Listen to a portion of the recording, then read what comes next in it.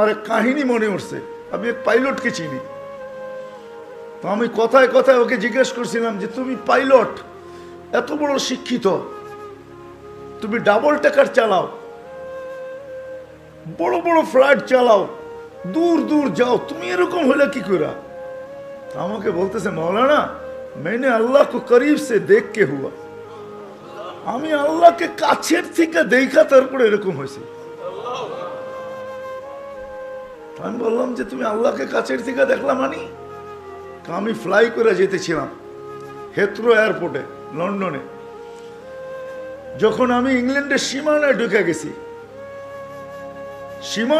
গেছি, হেথ্রোতে আমি ল্যান্ডিং করব, সীমানায় যখন ঢুকে গেছি, তো আমি বটনে পুশ করে চেকিং করে, এর আগে চেক করে যে সব কিছু ওকে আছে কিনা।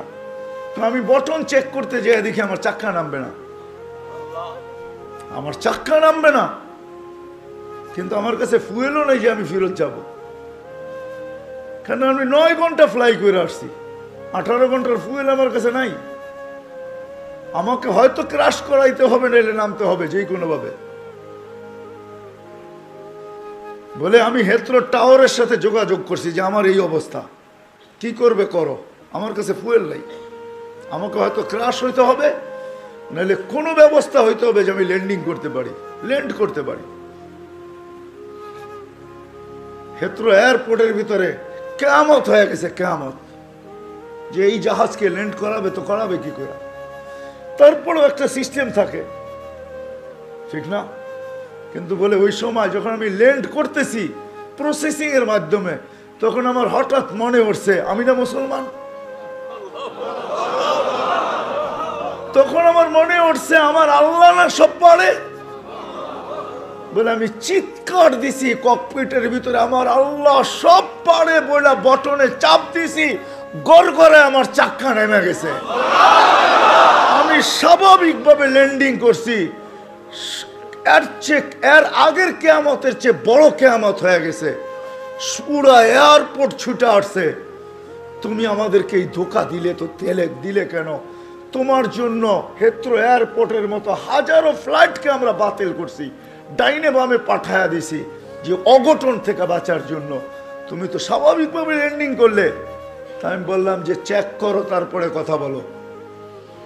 তো ওরা যখন চেক করছে, চেক করার পরে দেখছে এই চাক্কা নামলো কইরা, তোর সব সিস্টেম তো ফেল, এটা কি করে নামলো?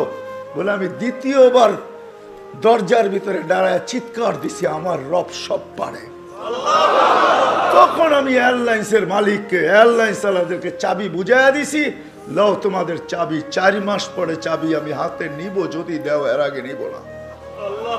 আমি এইখান থেকে চললাম, কেন আমি মালিককে কাছের থেকে দেখা ফেলছি। সত্য এটাই, আমি আপনাদেরকে এই সন্ধানে দিতেছি, সত্য এটাই। এই জন্য আমিও দেখা বলতেছি যে এই দেশের মাটির সাথে, মানুষের সাথে আল্লাহর ভালোবাসা আছে। কেন এই দেশে একটা পরিবেশ আছে যেটা দ্বারা মানুষ হবে। এত মসজিদ দুনিয়ার কোথাও নাই, এত মাদ্রাসা মক্তব দুনিয়ার কোনো দেশে নাই, এত হক্কানি আলেম দুনিয়ার কোনো দেশে নাই, এত আল্লাহওয়ালা গলি গলি দুনিয়ার কোনো দেশে নাই। জুড়বো তো? যুবকরা কি বলে? আমি কি বুঝাইতে পারলাম?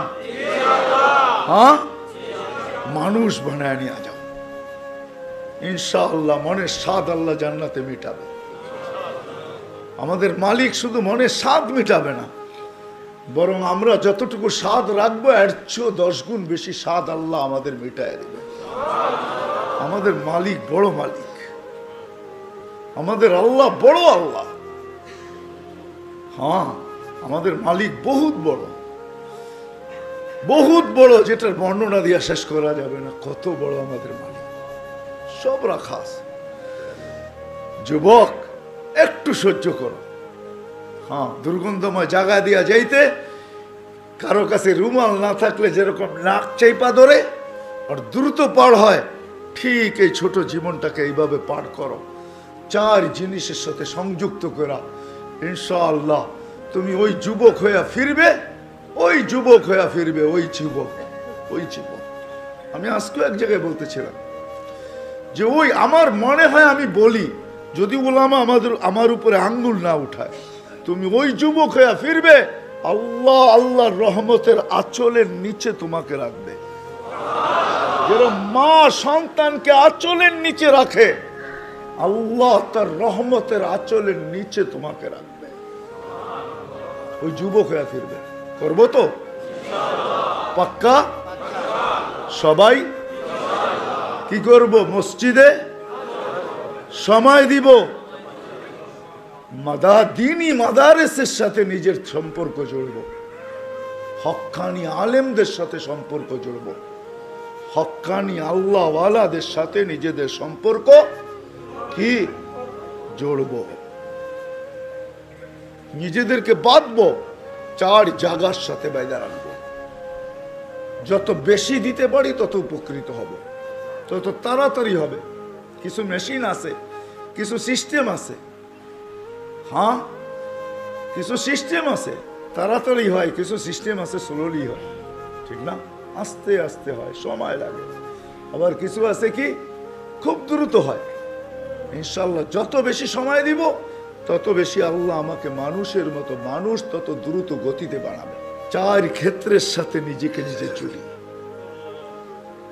1 মসজিদ, সময় পাইলেই মসজিদে ঢুকি। আজকের থেকে প্রয়োজন যতটুকু অতটুকু অফিসকে দেন, প্রয়োজন যতটুকু অতটুকু বাজারকে দেন, প্রয়োজন যতটুকু অতটুকু হাটকে দেন, মেইল ফ্যাক্টরিকে দেন, কল কারখানাকে দেন, রোড ঘাটকে দেন। বাকি যতটুকু থাকে 4 ক্ষেত্রের ভিতরে সেট করেন। আল্লাহর ঘরে সময় দেন, দিনী মাদারেসের ভিতরে সময় দেন, দিনী মাদারেসের ভিতরে হক্কানি উলামাদের কাছে সময় দেন, হক্কানি আল্লাহওয়ালাদের কাছে সময় দেন। ভাগ করেন সময়কে, 4 ভাগে ভাগ করেন। ইনশাআল্লাহ বললাম না, 99 ভাগ 99% ইয়াকিনি, হ্যাঁ 100ও বলা যায় যে মানুষ হিসাবে আল্লাহর কাছে ফিরব। আল্লাহ বড় ক্ষেত্র বাংলাদেশে রাখছেন, এরকম ক্ষেত্র দুনিয়ার কোথাও রাখেন না। এই জন্য আমি এখনো বলি, আগেও বলতাম যে এই মাটির সাথে আল্লাহর মহব্বত সবচেয়ে বেশি। আমার মনে হয় মক্কা মদিনা ভিন্ন কথা, ওটা নিয়ে তুলনা হয় না, আলোচনা হয় না। বাইতুল মুকাদ্দাস নিয়ে তুলনা হয় না, আলোচনা হয় না। 3টা বিলকুল ভিন্ন। এটাকে আবার জুড়ে দিয়েন না আমার কথার সাথে। বাকি দুনিয়ার ভিতরে এই মাটির সাথে আল্লাহর তাআল্লুক বেশি, আমার মনে হয় মহব্বত বেশি। যার কারণে সারা দুনিয়া সিগন্যাল দেয় বিপর্যয় হবে, আল্লাহ বলে হবে না, এটা আমার মহব্বত আলা মাটি। এই জন্য এই দেশে কোনো বিপর্যয় হয় না। সারা দুনিয়া সিগন্যাল দেয় বিপর্যয় হবে, এমন হবে, তেমন হবে, এটা হবে, সেটা হবে। আল্লাহ বলে সময় বলবে কি হবে, হবে না।